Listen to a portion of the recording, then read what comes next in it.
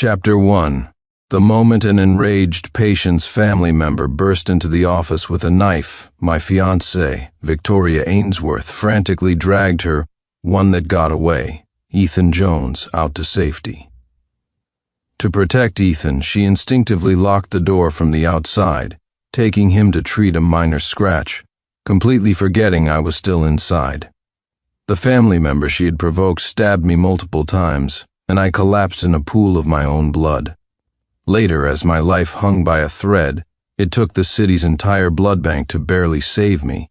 Meanwhile, she was out getting takeout and seeing a movie with Ethan.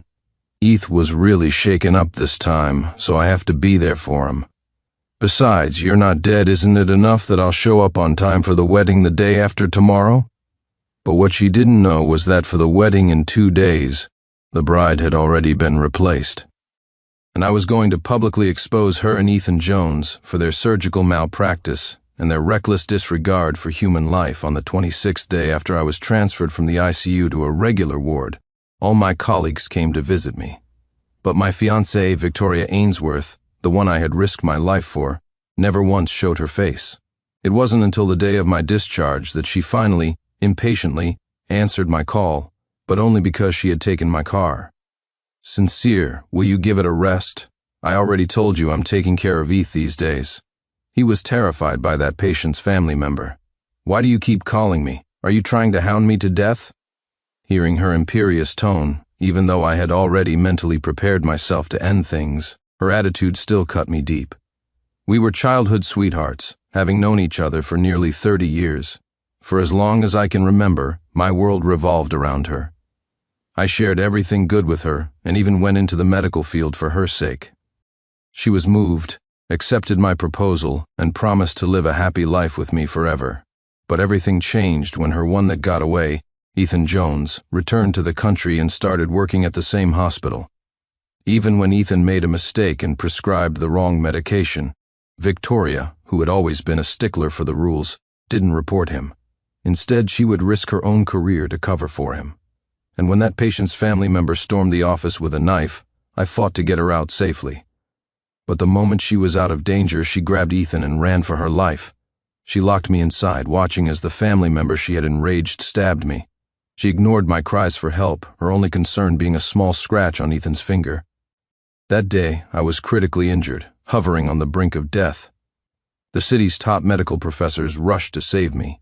It took the entire state's blood bank and a complete blood replacement 3 times over to barely pull me back from the edge. My fingers clenched into a fist. After a long pause, I finally said, "Sorry to bother you." Before she could lash out again, I hung up and took a cab home. On the way, I sent a message to the wedding planner. "Date's the same, the bride is different." The day after tomorrow was supposed to be my wedding to Victoria. Now I was replacing her with another girl, Grace Miller. She had pursued me for many years. When my life was on the line, it was she who raced against time to get the blood bank resources from the state to save me. In that moment, my decision was made. When I got home, I assumed Victoria would be out with Ethan. I never expected to walk in and see Victoria and Ethan in matching pajamas, curled up on the sofa watching a movie. They were feeding each other chips and fruit, laughing and chatting about the plot. They only looked up when they heard the door open. When Victoria recognized me, her expression soured instantly. "You didn't say you were coming back," she said, annoyed. Her accusatory tone made it clear she was blaming me for interrupting their private time. So this was what she meant by taking care of a patient. I suppressed the bitterness in my heart and walked towards the bedroom without looking at them. But as I entered, I saw men's clothes scattered across the bed. They obviously weren't mine. Victoria appeared at the doorway, looking a bit uncomfortable. "Eth has no one at his place, so to make it easier to take care of him, I let him stay in your room," she said stiffly. "You were in the hospital anyway, so it was just sitting empty." As she spoke, I opened the closet to put my own clothes away. But the closet, which used to be full of my things, was empty, save for a few of Ethan's shirts. I scanned the room again and finally realized. All of my belongings were gone. "Your things are in the small storage room. When Eth came to stay, I moved your stuff out." Perhaps out of guilt, Victoria's tone was impatient. "You know what happened with that family member. Even though the attacker was caught, there's no guarantee other family members won't come looking for trouble. I was worried Eth would be targeted, so I let him stay for a couple more days." Can you not be so petty? Eth is a guest. Just let him have the room. You can stay in the storage room. She frowned, her attitude hardening. The small storage room was actually a windowless, lightless closet. But I had no intention of arguing with her over the room. I was moving out anyway. Whatever you think is best. I turned and left the bedroom. Ethan walked over, putting on a show of caution. Big C, if you're not okay with it, I can stay in the storage room. Before I could say anything, Victoria cut him off. No way. Eth, you have a fear of the dark. Sincere is tough as nails. A few days won't hurt him. Sincere, you wouldn't be shameless enough to fight Eth for the room, would you? With her putting it like that, I wasn't about to make a fool of myself. It was my last night here. It didn't matter. Seeing me nod, a satisfied smile finally graced Victoria's face. You've been much more obedient. After a few days in the hospital, go get settled. I'll make dinner and nurse you back to health. I don't want you showing up to the wedding the day after tomorrow looking all sickly looking. You'll embarrass me. She raised an eyebrow and smiled at me before heading to the dining area. Ethan shot me a provocative glance and followed her, saying he'd help. A bitter taste filled my mouth, but I didn't plan on telling her she wasn't the bride. As I was heading to the storage room, I suddenly received a message. The real culprits behind the attack that hurt you were Victoria Ainsworth and Ethan Jones. In an instant, my heart dropped. Chapter 2. The message was from Leo Davis, a colleague I was close with at the hospital. He had found the security footage of the entire surgery. Victoria was supposed to be the lead surgeon, but she let Ethan take over for practice. After Ethan made a critical error, she stepped in to salvage the situation. But at a crucial moment, while she was using a medical instrument, Ethan set it to the wrong level. The patient went into shock and died on the table. Afterward, fearing the damage to her reputation, Victoria told everyone it was a normal death during surgery. Leo knew how deeply I'd loved Victoria for years. So instead of sending the video to the hospital board, he sent it to me, letting me decide what to do. There's something else, his next message read. That attack was meant for Ethan. When the man burst into the office, Victoria knew who he was after. To protect Ethan, she deliberately misled the attacker into thinking you were the lead surgeon. That's why you got stabbed so many times. This meant that from the very beginning, Victoria had intended for me to be a shield for Ethan. At that moment, my heart sank into a bottomless abyss. My fingers wouldn't stop trembling. The woman I had loved for 30 years had tried to have me killed for another man, and I had foolishly rushed in to save her. I was such an idiot. After the endless disappointment and rage came an uncontrollable hatred. I clenched my fists, my resolve hardening. Victoria and Ethan would pay for everything they had done. After thanking Leo, I didn't rush to send the evidence to the hospital. The wedding was the day after tomorrow. Hospital leadership and many of our mutual friends and family would be there. That would be the perfect time to reveal the truth. I slept in the storage room that night, or rather, I didn't sleep at all. I was tormented by nightmares of being stabbed, over and over again. In my dreams, Victoria held Ethan's arm, laughing wildly from the other side of the glass office door.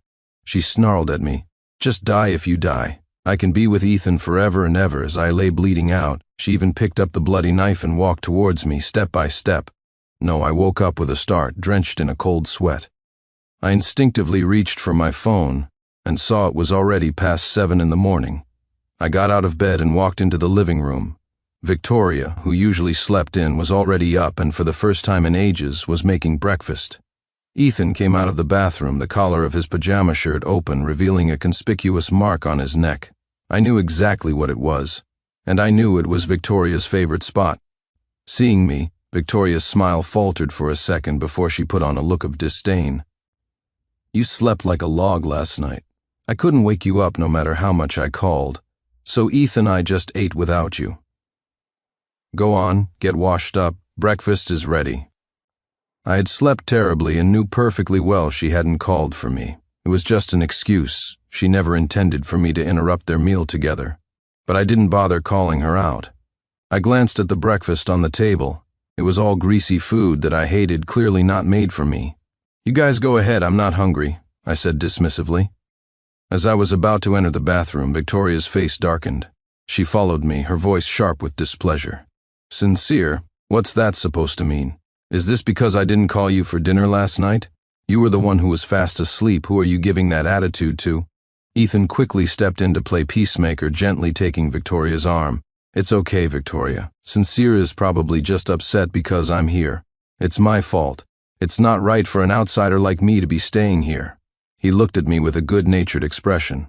Sincere, please eat. I'll leave. The last thing I want is for you two to fight because of me. Before I could respond, Victoria's expression grew even uglier. She clutched Ethan's arm, her voice a mix of anger and sympathy. Eth, you're too kind. That will only make him push his luck. Forget about him. Let's eat, let him starve for all I care. She shot me a cold glare and kicked the bathroom door. It slammed shut with a loud bang. I let out a breath, trying to keep my emotions in check. After I washed up, I went back to pack my things. Passing through the living room, I saw Victoria on the phone, looking anxious. What? I'll be right there. She turned to Ethan. Eth, there's been a car crash on Springfield Avenue. The hospital needs me there immediately. You're coming with me. She grabbed a jacket from the room and put it on. Then she handed Ethan a matching men's version. That jacket was mine. A 6th anniversary gift from Victoria. Put this on. It's cold outside. She carefully zipped up Ethan's jacket. When she noticed me, she rolled her eyes, said nothing, and walked out the door with him. Their figures from behind, clad in matching jackets, looked just like a couple. And I was the outsider. In the past, I would have been heartbroken, wondering why I could never earn Victoria's affection. But now, I just found it ironic. I pushed the thought aside and went to pack. I had just finished putting my things in a suitcase when my phone rang. It was Victoria. Her voice was urgent and commanding. I don't care what you're doing, get to the hospital right now. We have to save the patient. Chapter 3. As a doctor, saving lives is our calling. Whatever personal issues I had with Victoria, I had to get there as soon as possible. When I arrived, the area outside the operating room was swarmed with the patient's family and media reporters. Victoria rushed out, grabbed me, and pulled me toward the OR. Hurry, Sincere, the patient is fading fast.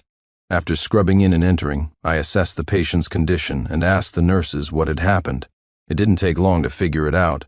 Ethan had screwed up again. He had acted rashly without understanding the situation, turning a salvageable leg injury into a severe fracture. Now the patient was not only facing amputation but was also at risk of dying. Ethan was hyperventilating in a corner, terrified. Victoria stood beside me, barking orders. Sincere, what are you standing there for? Save him, don't ask who caused this. Just do something. There are reporters everywhere outside. If something happens, our reputations will be ruined. I looked at her, frantic and disheveled. The reason Victoria was so desperate wasn't for the patient's well-being, but for her and Ethan's reputations. I ignored her and calmly instructed the nurses, beginning the emergency procedure. My body hadn't fully recovered, and the high-intensity surgery was taking its toll on me. It took a full 3 hours. The moment I declared the surgery a success, my legs gave out and I nearly collapsed. But Victoria, who was standing right next to me, didn't even try to catch me. Instead, she shoved me aside in her excitement and rushed to Ethan's side. It worked. The surgery was a success. Eth, she cried out. This is great. They wept with joy. I, on the other hand, was nearly knocked to the floor.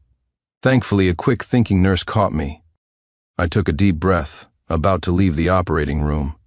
But Victoria and Ethan beat me to it.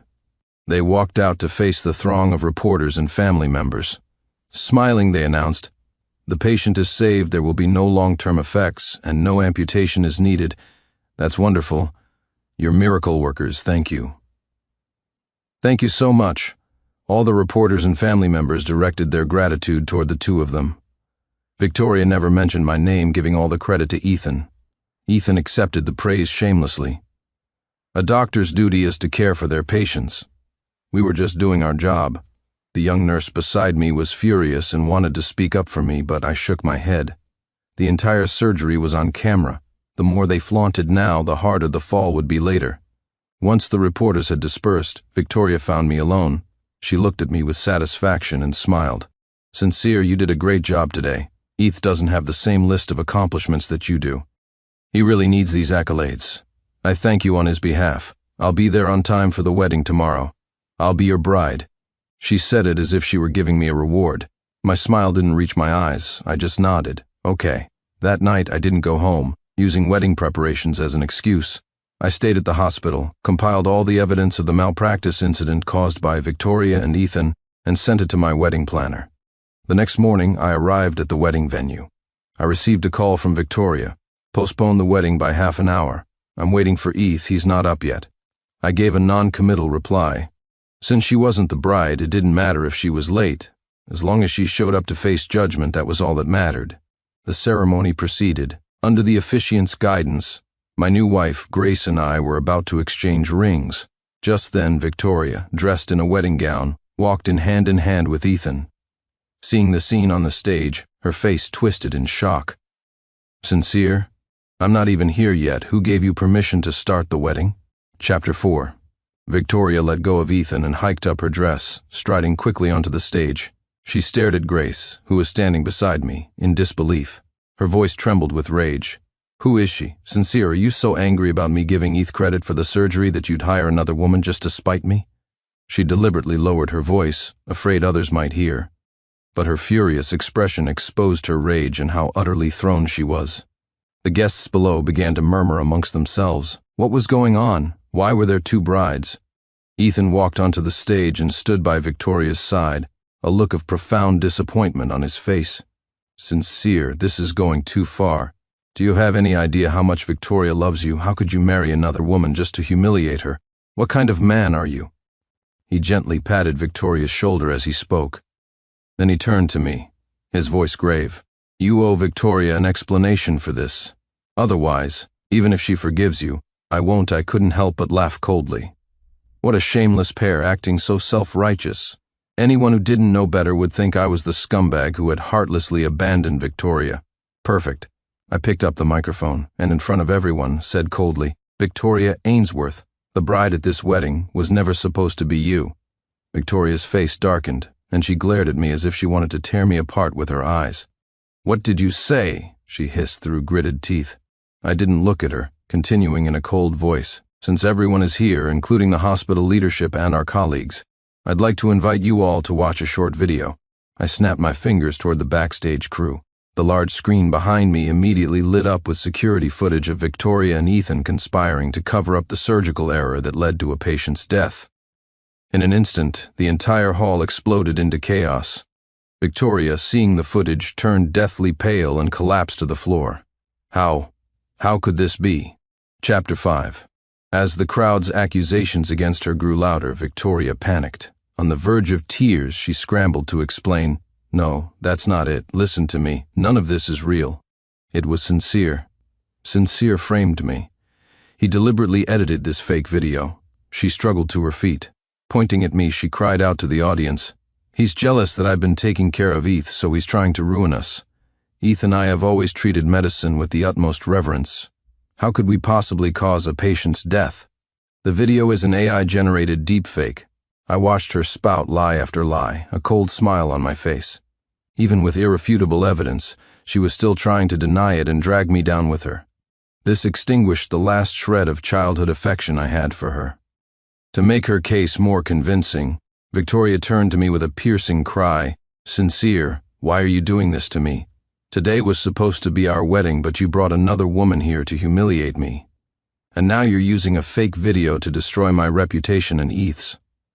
What are your real intentions? You're despicable by the end. Her voice had cracked, and tears streamed down her face. Her performance swayed some of the guests. They began to whisper among themselves, wondering if the video really was fake. Could they have been so bold? But I remained perfectly calm. As for the video's authenticity, I said coolly, I'll be sending copies to the hospital's technical analysis department and to the police. The truth will come out soon enough. Victoria, who had just breathed a sigh of relief, paled once again. Her anxiety and fear were plain to see. But I had no desire to waste any more time on her. Today was just an appetizer. The main course was yet to come. The entertainment portion of our evening is over. Now let the wedding continue. Victoria Ainsworth, take your man and get off the stage. My voice was devoid of any emotion, but Victoria stood frozen on the stage, refusing to move. She stared at my hand holding Grace's, her expression a mixture of pain and disbelief. Sincere, how could you do this to me? How could you? She demanded. We've known each other for 30 years. We were childhood sweethearts. You promised you would marry me. You swore an oath. I had no patience left for her drama. You used me as a shield for your precious Ethan, I said coldly. You locked me in that office and nearly got me killed. There's nothing left between us but hatred. Seeing my icy demeanor, Victoria tried to explain frantically. But you didn't die. She paused, her expression changing drastically as she quickly tried to correct herself. "No, that's not what I meant. Listen to me. That day it was because—" Before she could finish, I glanced impatiently at the security guards. "Get them out of here." The next moment, Victoria and Ethan were forcibly dragged off the stage. As they passed the table where the hospital director was sitting, she tried to plead, "Director, please don't believe him." The director cut her off gravely. "This incident is extremely serious and has had severe consequences. I will see to it that the truth is thoroughly investigated." The director didn't take a side, but his stern tone made his position clear. Victoria's face went white, her expression grim. She was escorted, dazed and defeated, to a table at the very back of the room where she watched the entirety of my wedding to Grace. After the ceremony, the guests began to leave. Grace was with her parents, handling the post-wedding arrangements. I was outside having a cigarette when Victoria appeared out of nowhere. She looked at me with a complex expression, all her previous arrogance gone. She just looked tired. "Sincere, we need to talk." Chapter 6. I looked at her, my face a mask of indifference, and waited. She took a deep breath. "Those videos. Don't send them out. I'm begging you. You know that if you do, Ethan and I will spend the rest of our lives in prison. You can't do this to me." Her voice was pleading, trembling and choked with emotion. "I know you're jealous of Eth. After this, I promise I'll cut off all contact with him. From now on, I'll be completely devoted to you, and I'll take care of you. I was always going to marry you. I really was. I never thought you would." Victoria suddenly burst into tears, sobbing as if her heart was broken. She wiped her tears with the back of her hand, just like she used to when we were kids. The old me might have found her clumsy and cute, and my heart would have softened, but now all I saw was a brilliant actress, sincere. We've known each other for over 30 years. How could I really watch you die? When that man rushed in, he was after Eth. I locked the door because I was afraid he would rush out and put more people in danger. Besides, security was already on their way. I knew you would be okay. I had felt nothing until she said that. But hearing her justification, I could no longer contain my anger. "You think someone who's been stabbed over 30 times will be okay?" I cut her off coldly. If it weren't for the emergency response and Grace getting the state's blood bank to intervene, I'd be a corpse right now. "Victoria, do you even have a heart when you say things like that?" As the words left my mouth, the absurdity of it all hit me. It was ironic. If she had a heart, she never would have done something so cruel in the first place. Just then, Grace came out to find me. I ignored Victoria completely and walked over to her. "Sincere," Victoria called out desperately. I didn't look back. Back in our new home, I sent the videos to the hospital and the police department. After I was done, I noticed Grace wasn't in the bedroom. I found her in the kitchen, cooking. Seeing me, Grace smiled. "You were so busy today you barely ate. I'm making you some noodles. You don't eat seafood or spicy food, right?" I was surprised she knew my dietary restrictions. Victoria, who I had spent 30 years with, never paid attention to such things. She was always pushing me to eat greasy food for Ethan's sake. Grace noticed my surprise and smiled. "I've been pursuing you for years." Of course I had to do my research. She said it casually, but the blush on her ears betrayed her shyness. "Thank you." I stepped forward to help. The small kitchen felt surprisingly warm and cozy with both of us in it. I couldn't help but think that happiness had been this close all along, and I had wasted so many years. After we finished eating, the doorbell rang. Grace went to open it. She froze. Before she could say a word, Victoria pushed past her and walked straight towards me. Tear tracks still stained her face, and her voice was hoarse. She got straight to the point. "Sincere, I'm begging you, don't send out the video." "I'll do anything you ask." I frowned. I glanced at the clock. It was already past 11 at night. I was about to tell her the video had already been sent, and she was wasting her time. But then Victoria pulled a bottle of pills from her pocket, her eyes fixed on me with a calm, manic intensity. "If you don't agree, I'll die in your house tonight. Sincere, we've loved each other for so many years. Are you really going to force me to do this?" I watched her coldly, trying to determine if she was serious or just putting on another act. From what I knew of Victoria, she was a calculatedly selfish person, unlikely to ever harm herself. "Say something sincere. Are you trying to push me to my death?" "Fine, you'll get your wish." Victoria twisted open the bottle and began pouring the pills into her mouth. Grace, standing nearby, was horrified and about to rush forward, but I held her back. I just watched Victoria, my expression cold and unmoving. Victoria swallowed dozens of pills, but I still didn't react. Suddenly she broke down, crying hysterically. Chapter 7. Sincere, what's wrong with you? You'd really just stand there and watch me die? You won't even try to protect me. You used to love me so much. Why did you change? You've changed. Victoria's sobs were gut-wrenching.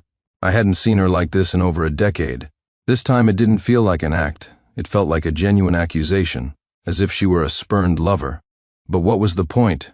She hadn't loved me for a long time. What right did she have to demand that I continue loving her unconditionally? In the end, as I watched her break down with detached eyes, Victoria couldn't bear it any longer and left. The next day I went to the hospital for work, but as I approached the main entrance, I was stunned by the scene before me. It seemed like every news outlet in the city was there. A large crowd of onlookers had also gathered. They held banners that read, "Quack doctors kill," and chanted through megaphones, "Victoria and Ethan, get out." The hospital's security guards were completely overwhelmed. It was then that I saw the messages from Leo on my phone. The security footage of Victoria and Ethan was hacked and leaked online. Now the media is demanding a statement from the hospital. Luckily, I saw the commotion early enough to use the back entrance. From my office window, I had a clear view of the chaos at the main gate. Within 10 minutes, Victoria and Ethan were summoned by the hospital administration to give a public explanation. Victoria's face was white with fear at the sight of the massive crowd, but she forced herself to remain calm. "Everyone, please don't be misled by the video online," she said. "It's all fake, completely fabricated. That surgery was conducted according to standard procedures. You all know Ethan's capabilities. He just saved a patient's life recently. Have you already forgotten?" The next moment, someone from the crowd shouted back, "That was Dr. Clark who saved him." The video exposed everything. "You're still lying, you damn liar. You and Ethan were in this together. You framed Dr. Clark. You nearly got Dr. Clark killed." Victoria was completely flustered, stammering, "And no, that's not true. The videos are fake. You're being..." Before she could finish, someone threw a rotten vegetable at her. And Ethan, standing right beside her, was cowering, not saying a word. Victoria had been proud her whole life. She had never been humiliated like this. She desperately tried to get Ethan to speak. "Eth, say something, please. They don't believe me." Tears welled up in her eyes, and her clothes were a mess. Reporters shoved microphones in Ethan's face, bombarding him with questions. "Tell us, what is the truth about the surgery? Did you and Victoria Ainsworth conspire to deceive the public?" Victoria looked at Ethan, her eyes filled with hope. The next moment, Ethan took a microphone and announced to everyone present, "Everything you've suspected. It's all true that surgery was indeed a failure because of Victoria's mistake, and it resulted in the patient's death." Chapter 8. In an instant, the scene erupted. Curses and shouts flew from all directions. Victoria was stunned. She pointed at Ethan, speechless, only managing to get out a single word. "You." Rotten vegetables and eggs rained down on them. Ethan, terrified, shouted into the microphone, "Victoria forced me to do all of it. She's been in a relationship with Dr. Sincere Clark for years, but she has been harassing me privately. She forced me to perform a surgery that was beyond my skill level, promising she would take responsibility if anything went wrong. But she was incompetent and killed the patient. I bear some responsibility in this, but the person most at fault is her." His voice was loud and clear, broadcasted through the microphone to the entire crowd. Ethan pointed at Victoria, his voice dripping with accusation. "Victoria, stop denying it. A patient's life is still a life. For days you forced me to lie, forced me to do things I didn't want to do. I've had enough. A doctor duty is to care for their patients. When you chose this profession, you should have taken responsibility for every single surgery. Just confess." As his words fell, tears of pure rage streamed down Victoria's face. She lunged forward, trying to grab the microphone. "You're lying, Ethan. How could you do this to me?" she shrieked. But Ethan shoved her to the ground. With a look of profound disappointment, he said, "What did I do to you? I'm trying to convince you to turn over a new leaf. Victoria, I am willing to take responsibility for my part in this. I hope you'll stop deceiving your self-betrayal." A stab in the back of the highest order. Victoria never imagined that Ethan, the man she trusted most, would betray her at such a critical moment. She was on the verge of a complete breakdown, but having drawn the crowd's fury, she had no chance to defend herself. A torrent of curses washed over her. She lay on the ground, questioning Ethan with a look of agony and disbelief. You bastard, you bastard!" Some of the more aggressive members of the crowd rushed forward and pushed her down, forcing her to kneel for the deceased patient. Ethan, however, had managed to escape the crowd's wrath with his speech. He stood by and watched coldly as everything unfolded. Soon Victoria's head was bleeding. Her voice grew weak. Finally, the police arrived to restore order. They arrested the assailants and helped Victoria to her feet. Everyone thought Victoria would leave. But instead, after being freed, she weakly picked up a microphone from the ground. In front of everyone, she said to the police, "I want to file a report. Ethan Jones, in the course of his medical practice, prescribed wrong medications and deliberately guided patients to purchase expensive drugs from partner pharmacies to receive kickbacks. Furthermore, he has intentionally harmed other organs during surgeries to compel patients to return for further treatment. I have proof every word, though faint, was crystal clear." Ethan, who had been enjoying the show, went pale. Chapter 9. He rushed forward and slapped Victoria across the face. Blood trickled from the corner of her mouth. The next second, a police officer kicked Ethan's legs out from under him and pinned him to the ground. Take them away. With Victoria and Ethan being led away, the chaotic scene finally came to an end. The reporters outside dispersed. Inside the hospital, my colleagues were buzzing with gossip. Some looked at me awkwardly but couldn't resist asking, "Dr. Clark, do you still have feelings for Victoria Ainsworth?" I shook my head. I just felt a sense of irony watching that scene unfold. The man Victoria had risked my life to protect had publicly betrayed her. It was all too fitting. That same day, the hospital issued a formal notice. Victoria Ainsworth and Ethan Jones are terminated, and their medical licenses are hereby revoked. A full investigation into unethical practices within the hospital will be conducted. I wasn't worried. I had always conducted myself with integrity. My only failing was not reporting Victoria's misconduct sooner. The next morning, as Grace and I were finishing breakfast before work, the police arrived at our door with Victoria. Due to her cooperation, the truth had come out. As part of a deal, she had requested to see me one last time before going to prison. The moment she saw me, Victoria's eyes turned red. She tried to control her emotions, but tears began to fall. She gazed at me, her voice soft.